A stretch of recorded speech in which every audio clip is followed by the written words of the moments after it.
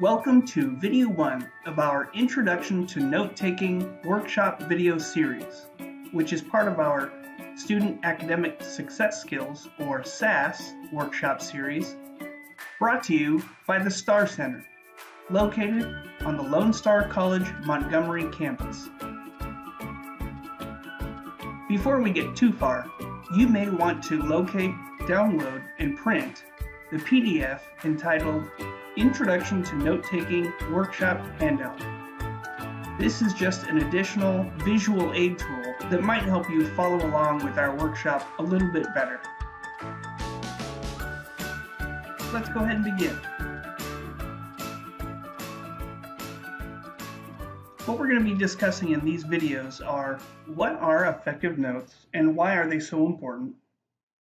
And then we're going to discuss 3 different note-taking methods. The first will be the outline method, which you may be already very familiar with.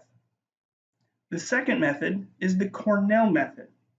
And the third, it's a hybrid method between the outline and Cornell methods.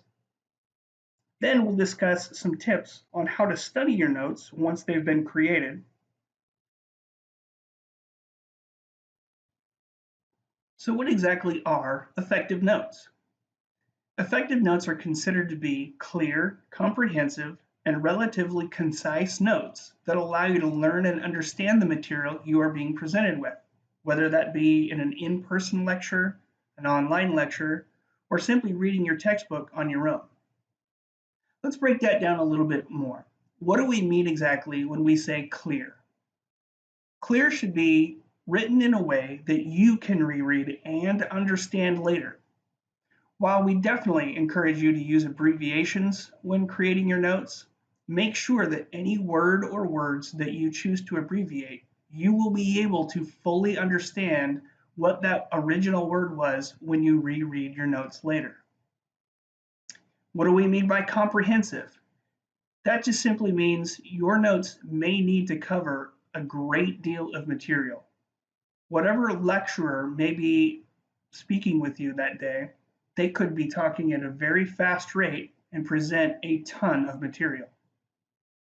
And finally, concise. Concise should just mean highlighting main points without being too detailed. After all, if you're in front of a lecturer who's speaking fast, you're likely not going to be able to cover every single word said, especially if you're writing your notes by hand. Effective notes also are considered to be widely viewed as an essential tool for success in college, but unfortunately are all too often underemphasized in the high school levels. Let's talk for a moment about why we recommend that you actually handwrite out your notes. Studies show that handwriting out your notes, say as opposed to typing your notes out on a laptop computer, helps you remember that material more because it demands what we call active listening skills during lectures. I know that I can type infinitely faster than I can write. However, handwriting makes better connections with your brain to the material you're taking in. So what are we talking about when we say active listening? Active listening is where the listener pays full attention to the speaker and their words, as opposed to, say, passive listening, where the listener pays only partial attention without full dedicated attention. A great example of passive listening is when you listen to music while driving in your vehicle. Hopefully you're only using passive listening to that music. Otherwise, you'd be paying no attention whatsoever to other drivers, any pedestrians or cyclists that may be around.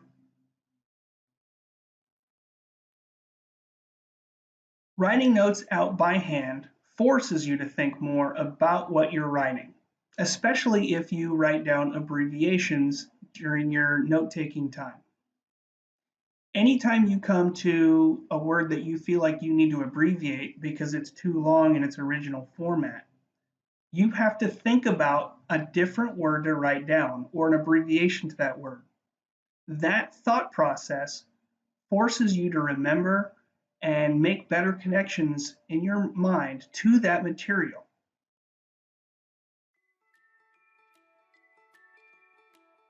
That's all for video 1. To continue on with our Introduction to Note-Taking Workshop video series, please go now to video 2.